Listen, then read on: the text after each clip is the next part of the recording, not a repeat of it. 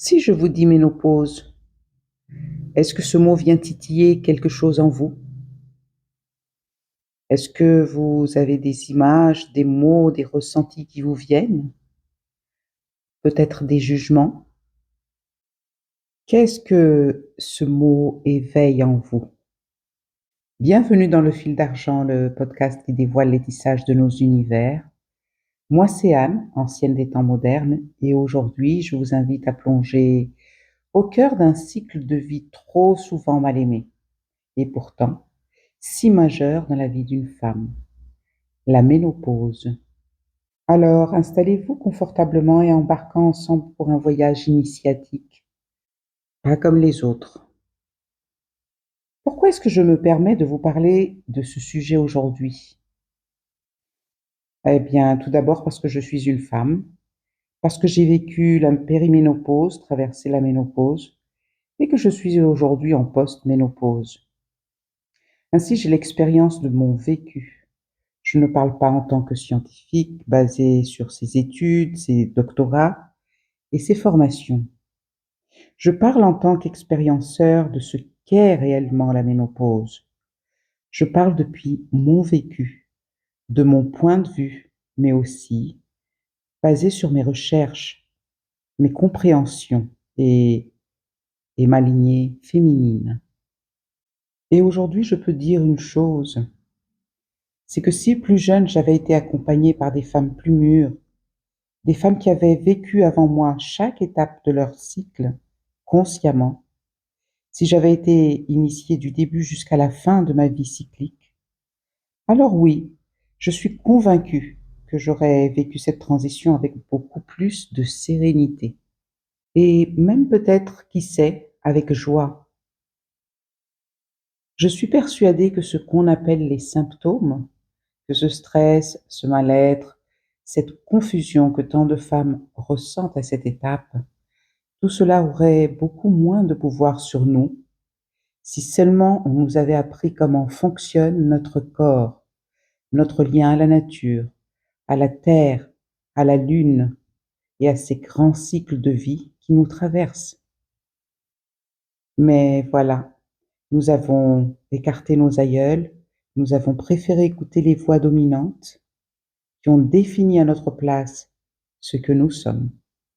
Nous avons remis entre leurs mains notre santé, mais aussi notre puissance, notre intuition, nos savoirs, le savoir de notre corps, de nos rythmes, de nos saisons intérieures. Et si pour une fois on revenait à l'essentiel, à ce que sont nos cycles, à ce qu'ils signifient, à leur raison d'être, alors peut-être qu'on découvrirait que la femme n'est pas une éternelle malade, ni une hystérique en devenir, mais une force vitale au sein de l'humanité, dont le rôle n'est pas le même que celui de l'homme, mais tout aussi essentiel. C'est pourquoi aujourd'hui je choisis de transmettre, même si je n'ai pas toutes les réponses. J'ai l'expérience et l'élan de partager. Alors, à quoi sert la ménopause en réalité? Quel est son rôle? Comment pouvons-nous l'aborder autrement peut-être? Et pour les plus jeunes, comment s'y préparer? Sur le plan biologique, c'est une étape qui correspond à une diminution progressive des hormones reproductives. Ce n'est pas une faiblesse, mais un passage vers un nouveau rythme intérieur. Le mot ménopause vient du grec ancien et veut dire littéralement l'arrêt de ce qui revient chaque mois. Et bien sûr, ce qui revient chaque mois, ce sont nos lunes. Cet arrêt marque donc une transition vers une autre version de nous-mêmes. Après avoir été fertile, après avoir conçu au travers de nos portails de création, après avoir porté des enfants dans nos corps, les avoir nourris au sein, élevés dans nos cœurs, sur nos dos, dans nos bras, après avoir été épouse, amante, mère, confidente, ménagère, cuisinière, psychologue, bricoleuse, maîtresse d'école, chauffeuse, infirmière, professionnelle, et que sais-je d'autre, vient enfin le moment où ce tourbillon de cycles, d'énergie, d'apprentissage, commence à se calmer, à s'apaiser.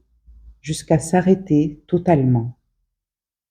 Et là, quelque chose de précieux devient possible. Le moment de nous réapproprier nos corps, nos émotions, nos pensées, nos énergies et pourquoi pas notre spiritualité, notre vision du monde. Parce que oui, durant toutes ces années fertiles, nous nous sommes mis au service de nos enfants, de nos conjoints et parfois aussi de nos parents, si nous avions la chance de les avoir encore avec nous. En fait, toute notre vie a été un apprentissage et aussi un service à autrui sur tous les plans, un affinage. Et l'image qui me vient à l'esprit, c'est celle de l'alambic. Vous savez, cet appareil de distillation dans lequel on chauffe un liquide pour en séparer les composants. Les vapeurs les plus volatiles montent, puis en refroidissant se recondensent, et on obtient ainsi l'essence la plus précieuse. Eh bien, pendant toute notre vie fertile, durant tous nos cycles menstruels, nous avons été mis au feu de la transformation, de l'apprentissage et de la connaissance. Et au moment de la périménopause, puis de la ménopause, nous entrons dans cette phase de refroidissement, celle où l'on redevient liquide, où l'on redevient cette essence précieuse.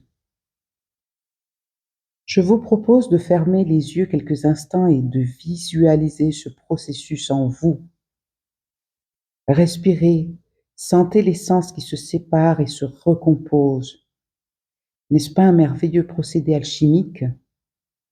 Et surprise, cette essence, c'est notre vraie nature retrouvée. Et cette essence n'a plus besoin de plaire, de porter, de prouver. Elle peut maintenant transmettre, prendre soin et créer autrement. Cependant, personne ne nous y avait préparé à ce ralentissement, à ce moment de retournement vers soi. On ne nous a jamais dit que ça pouvait être beau, et on ne nous a jamais appris à la reconnaître, ni à l'honorer. Et c'est peut-être l'une des raisons pour lesquelles nous vivons si mal notre ménopause. Je dis bien l'une des raisons, car il y en a bien d'autres.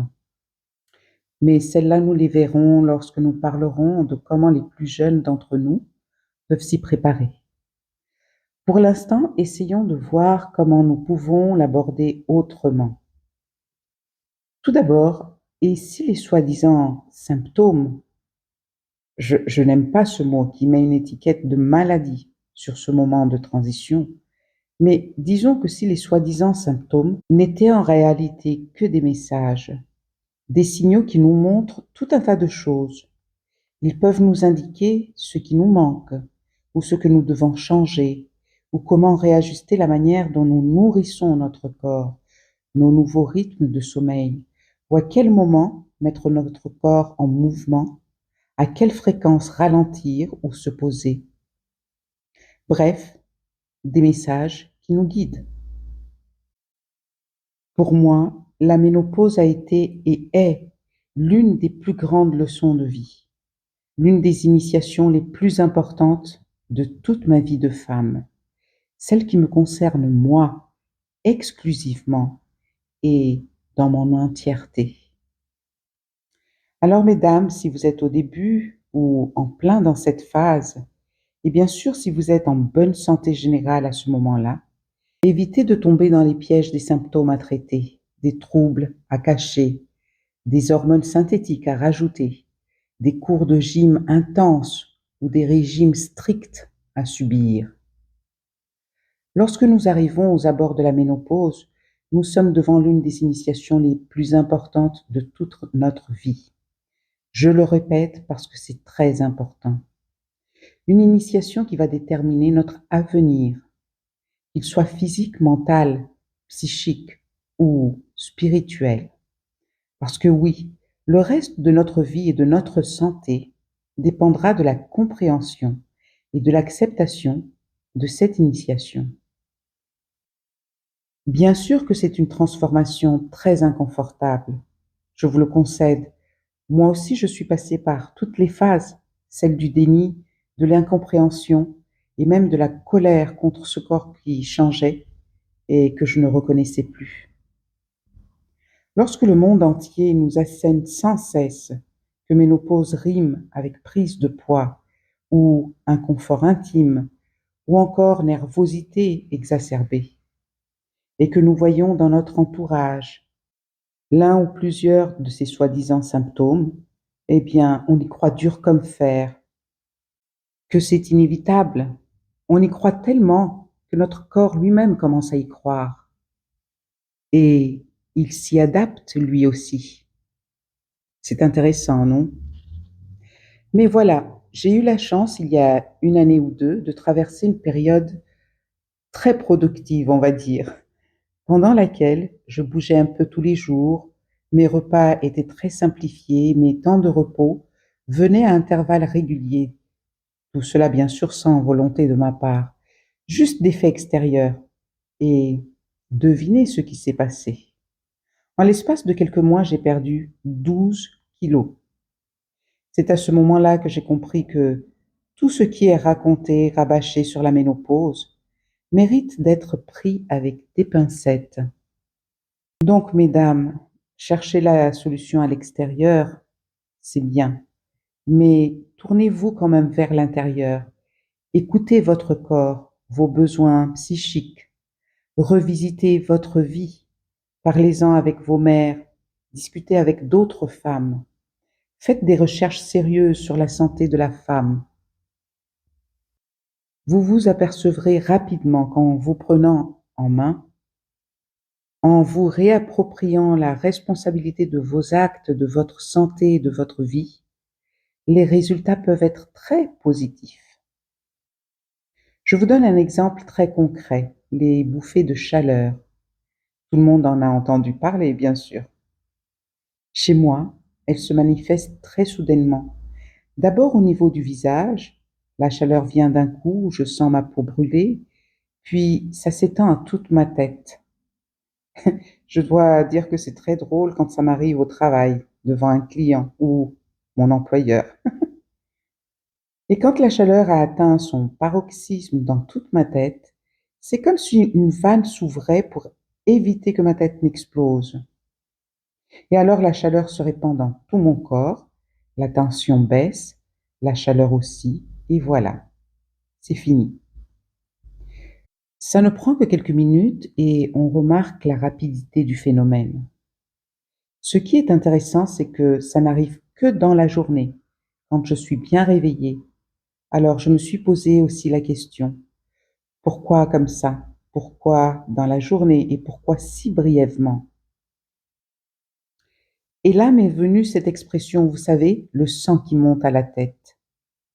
Et si mes bouffées de chaleur révélaient mon impatience, mon énervement ou mon refus d'obtempérer ou d'être d'accord ou de me plier aux exigences?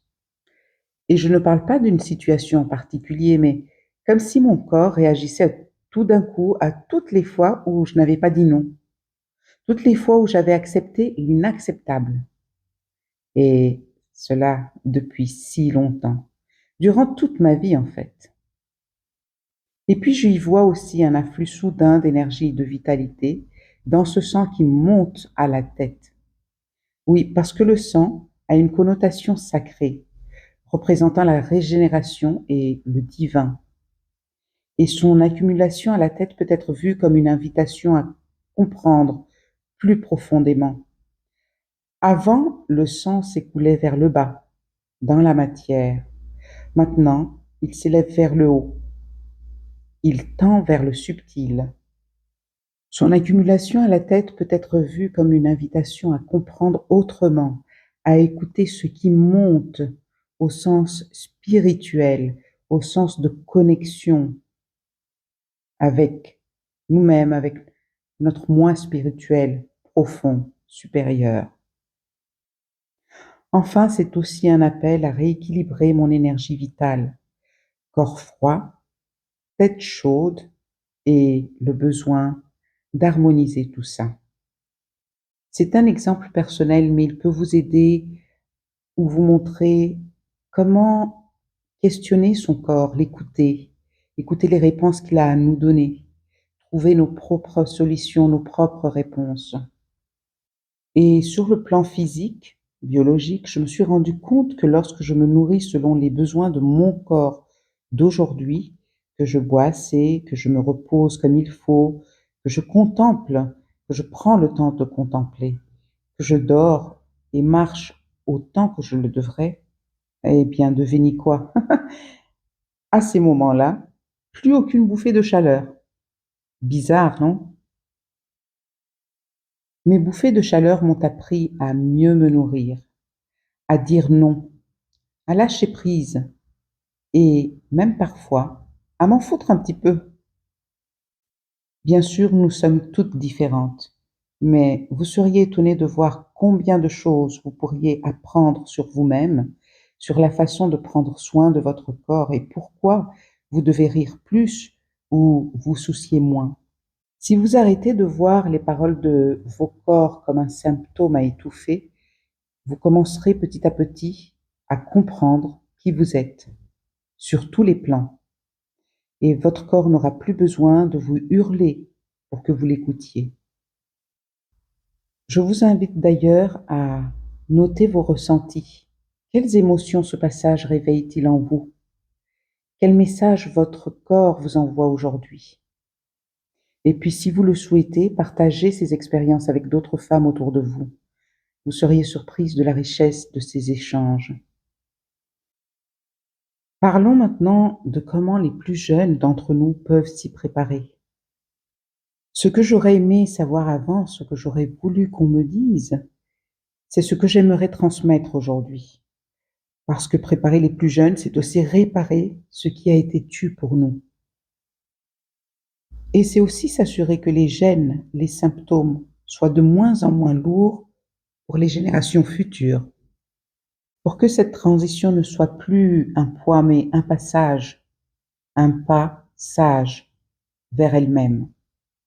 Et n'oubliez pas, l'échange fonctionne dans les deux sens. Les plus jeunes peuvent nous inspirer autant que nous les guidons.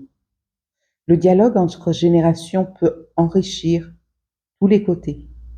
Il nous rappelle que nous portons ensemble, toutes ensemble, la sagesse du vivant. Alors, chère fille, nièce, petite sœur, petite fille, chère jeune fille, j'aimerais que vous sachiez que votre corps est un guide, pas un malade mystérieux. Il ne vous trahira pas si vous apprenez à l'écouter tôt, avec tendresse et respect. Ne faites pas comme nous, vos prédécesseurs.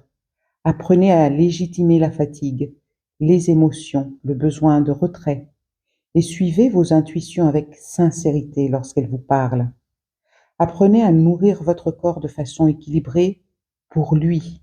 Il est unique et ce qui convient à l'une ne convient pas toujours à l'autre. Rappelez-vous qu'il a été conçu exactement comme il faut. Il n'a donc pas besoin de rajout d'hormones ou de silicone.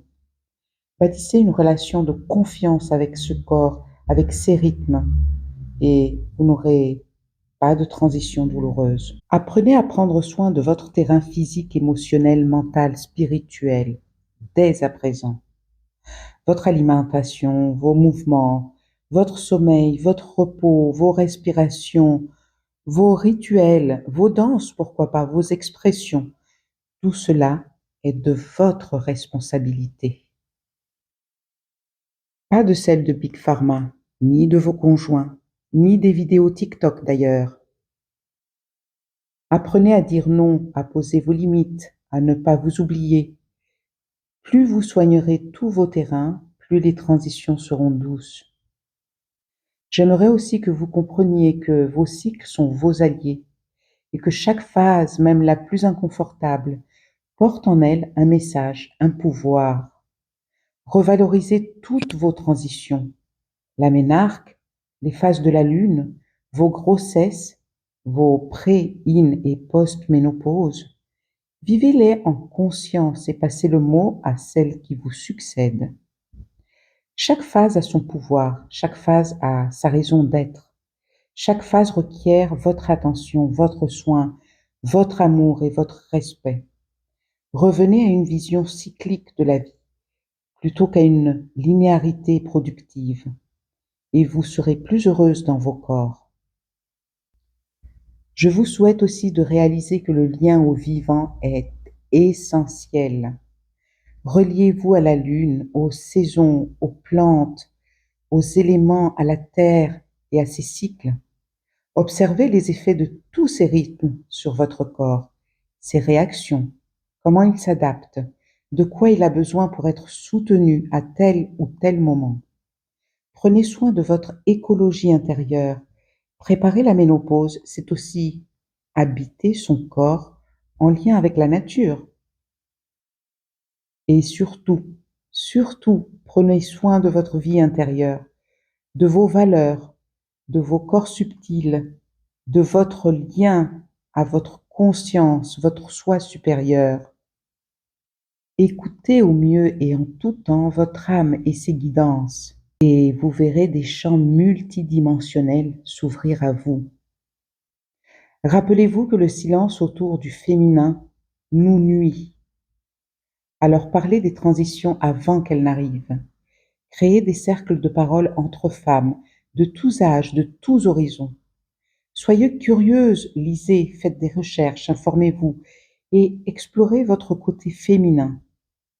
Vous ne vous êtes pas incarné avec un utérus sans raison. Alors commencez à dialoguer dans des espaces sacrés, confidentiels, et vous n'aurez plus peur de vos changements, ni de ce que les médecins en disent. Et rappelez-vous que se préparer vient aussi de l'héritage. Transmettez vos savoirs et vos outils pour celles qui viennent après vous, pour qu'elles ne soient pas seules, pour qu'elles se rappellent qu'elles ne sont pas des corps défectueux à réparer, mais des êtres cycliques en perpétuelle transformation. Offrez vos récits sans peur ni drame, avec amour, simplicité et clarté, et vous aurez fait votre part. Préparez votre ménopause non pas par peur, mais pour être présente à vous-même, pleinement. À chaque étape, chaque cycle, c'est votre vie, c'est votre incarnation. Et aussi pour ne jamais laisser quiconque vous convaincre qu'être une femme, c'est être une éternelle malade. Alors que nous arrivons à la fin de cet épisode, faisons ensemble le point sur ce que signifie vraiment cette transition de vie. La ménopause, ce n'est pas une fin, c'est une mutation, une transition. C'est la sortie du rôle reproducteur pour entrer dans le rôle de transmission. C'est une libération. Notre corps, notre cœur et notre esprit peuvent enfin s'exprimer pleinement. C'est le moment de se reconnecter à soi, à sa sagesse, à sa puissance intérieure, prête à se déployer dans sa totalité. C'est la fin des petits cycles pour entrer dans le grand cycle, celui de la sagesse. Car oui, nous passons de la femme cyclique à la femme complète, qui a tous les cycles en elle et qui est connectée à une sagesse plus vaste, plus verticale. Et dites-vous qu'il n'est jamais trop tard pour reprendre ce lien. Nous pouvons redevenir les tisseuses de nos savoirs, nous reconnecter à notre corps, à nos cycles, à nos sagesses, et créer notre propre rythme, notre propre manière de traverser cette étape. Chaque phase de notre vie cyclique, la jeunesse, la fertilité, la ménopause, a son rôle, sa beauté et ses messages. Chaque transition est une invitation à mieux nous connaître, à nous respecter et à transmettre ce que nous avons appris. Nous voilà arrivés au terme de cet épisode. Merci d'avoir voyagé avec moi à travers ce passage sacré qu'est la ménopause. Maintenant, passons à notre petit jeu du jour. Pour celles qui n'ont plus leur lune, je vous invite à prendre un moment. Revenez sur vos 3 premiers cycles de vie, celui de l'enfance, de l'adolescence et de la vie adulte. Prenez acte de tout ce que vous avez traversé et tout ce que vous êtes devenu. Remerciez votre corps et remerciez-vous pour celle que vous avez été. Et proclamez votre joie et votre gratitude pour ce que vous devenez maintenant. Faites-le à votre rythme, que cela prenne quelques heures ou plusieurs jours. Faites-le à votre façon, que ce soit via un rituel de votre lignée féminine ou en créant vos propres mouvements. Si cet épisode vous a apporté une autre vision, s'il vous a parlé, je vous invite à le partager. Nous sommes des femmes. Aidons-nous mutuellement. Et n'oubliez pas de liker pour aider ce podcast à gagner en visibilité. Dans notre prochain épisode, nous parlerons de comment rester centré, relié à notre conscience à l'ère du numérique. Une autre facette de ce grand tissage de vie. Si ce sujet vous intrigue ou vous intéresse, pensez à vous abonner et activer la cloche pour ne rien manquer. D'ici là, je vous souhaite beaucoup de plaisir, de présence et de simplicité. Prenez soin de vous et souvenez-vous, votre fil tisse plus loin que vous ne le pensez. À bientôt mes chers.